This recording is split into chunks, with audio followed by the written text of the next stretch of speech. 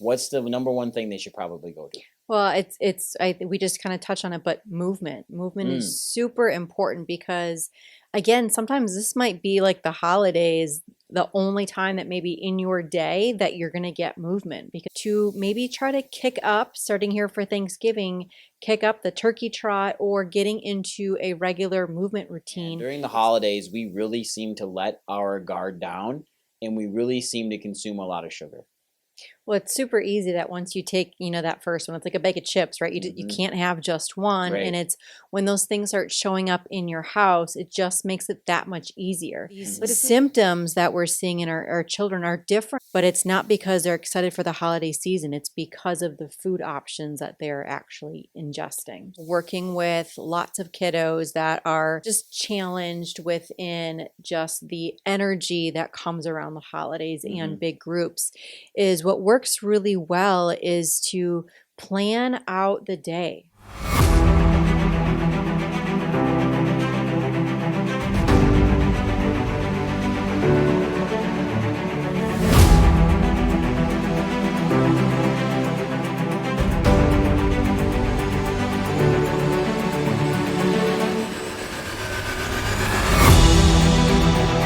Hey, Dr. Julie. Good morning. How are you? I'm good. Yeah, I'm doing pretty good too. We've had some really good episodes on here lately. I think what we've done in the last year with Prime Podcast has been a lot of fun. I think taking this massive focus on family health and just tips and tricks from stress to subluxations to chiropractic to nutrition, just trying to help out as many families as we can with everyday advice because a lot of the times, normal, I would say non consequential advice is given to a lot of people. I don't want to say non Well, I consequential, think we get over nonchalant I advice. think we get overwhelmed by so many different options, and Mm, sometimes we just need to go back to basics. hmm. And sometimes it's so easy for these little things to get overlooked. And so I love that we each week are able to bring some of those things back to the forefront, things that have worked, things that we've tried. It's kind of like, okay, don't waste your time on that. And that's what I love to be able to do each week. Well, this one's going to be a little fun because we are coming into the holiday season here, Dr. Julie. And out there, we know everyone out there, holidays brings on stress, whether you like it or not. And we've been talking a lot about immune system function and all this kind of stuff, but holiday stress is one of the hardest things to deal with this time of year because there can be a lot of different triggers that happen during the holiday world. And this time frame for the next basically 8 weeks.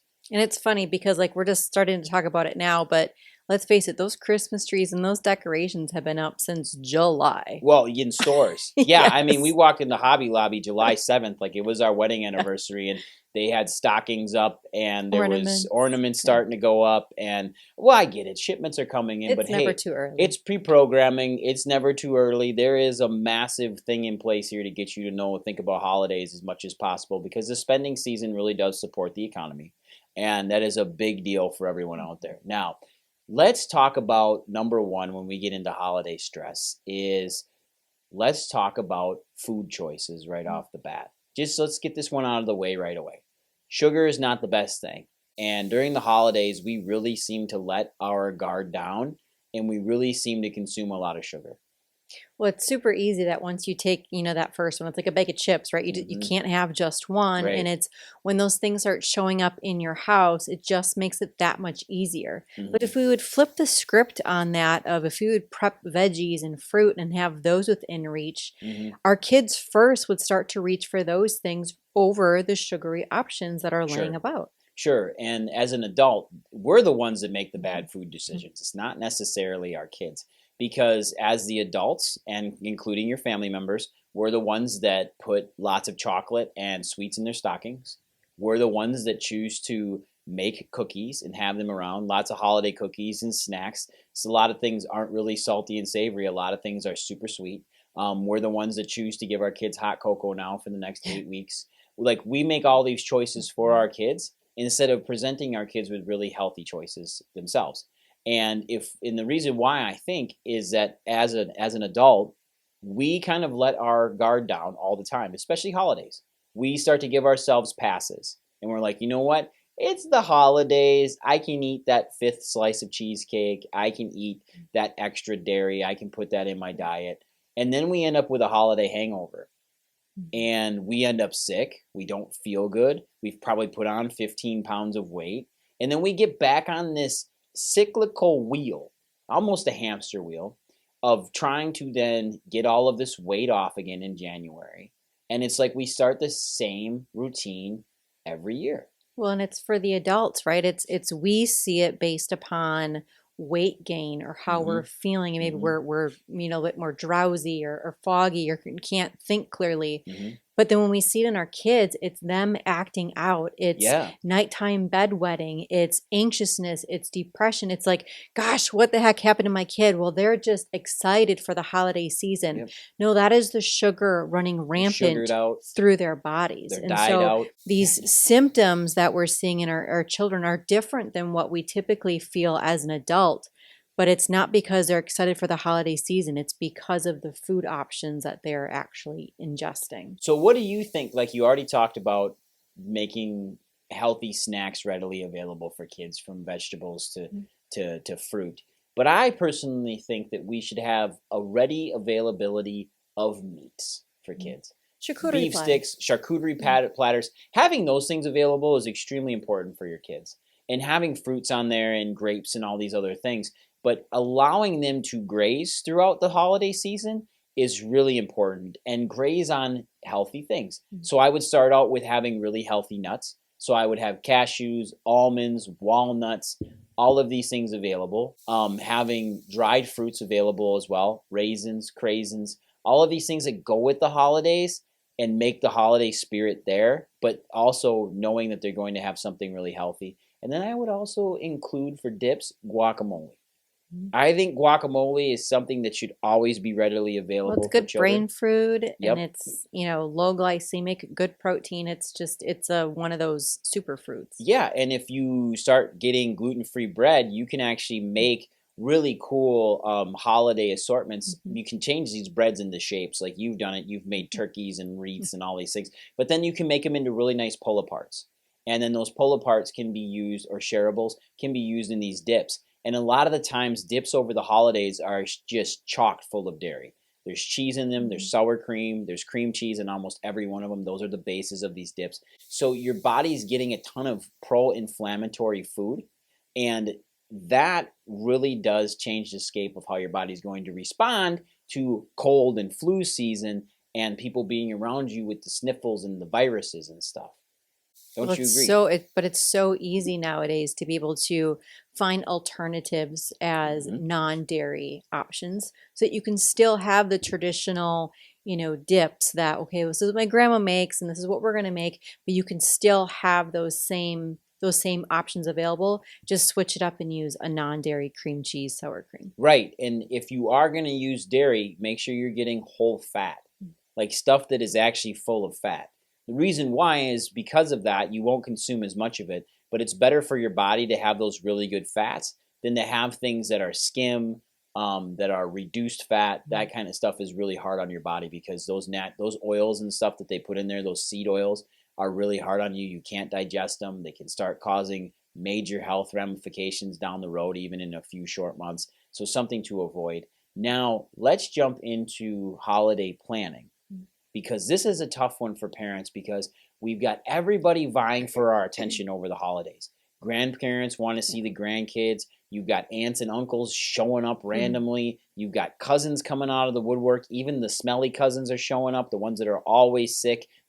Everybody out there has somebody like that in their family, and we need to really try to accommodate that, because nobody wants a family like Christmas Vacation. No, although it is funny to watch. I think just over the years of working with lots of kiddos that are neurosensorily or just challenged within just the energy that comes around the holidays and big groups, is what works really well is to plan out the day.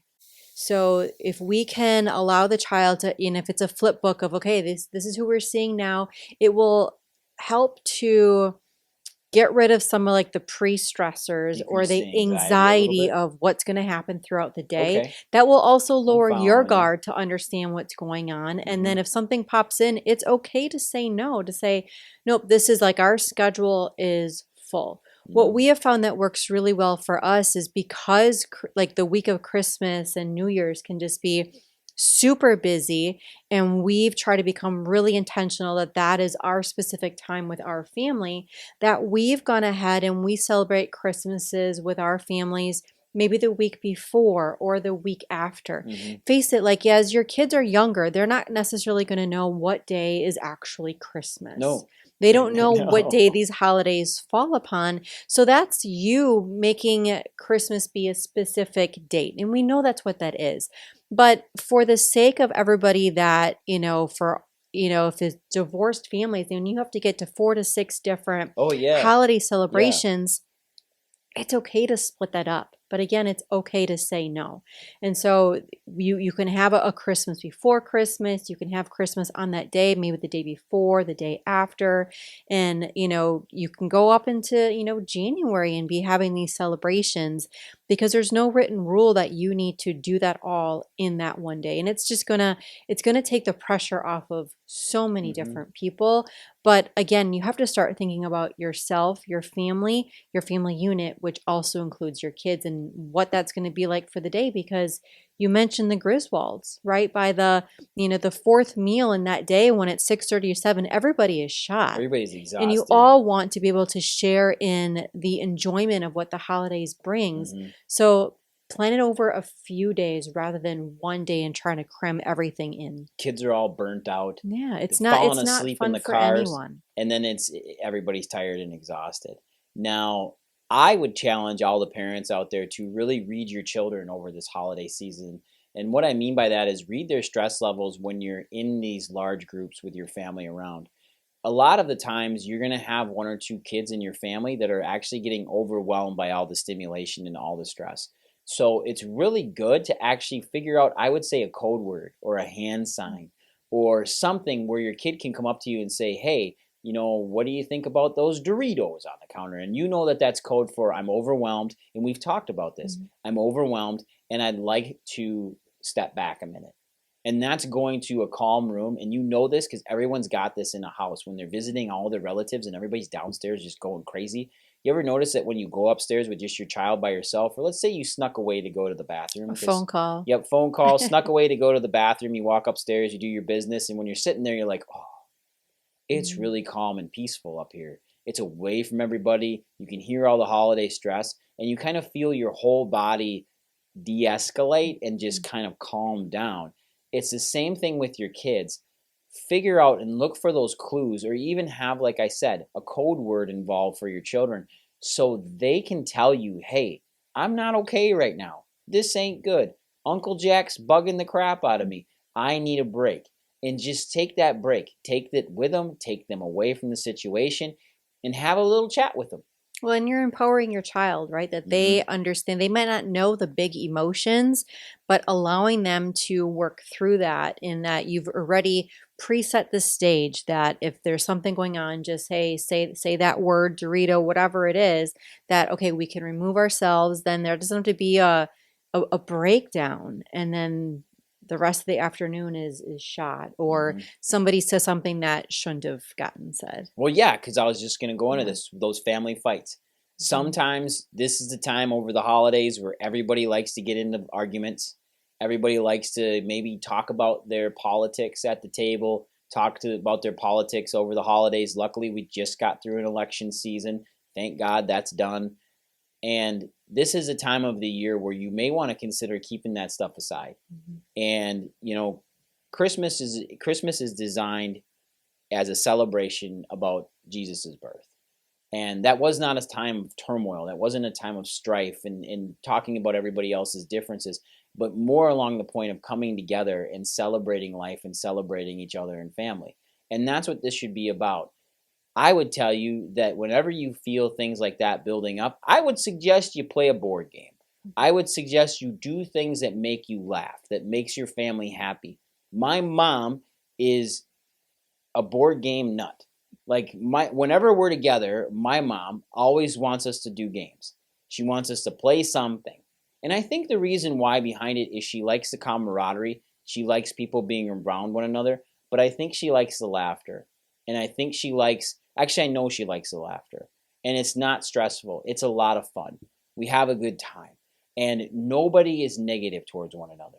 Everybody has fun. Just Everybody competitive. just competitive. Of course it's competitive. A little bit of healthy competition isn't an issue, but it is an issue if you're comparing what your politics are at the dinner table and it's causing a rift in a division at a time of love and joy, right?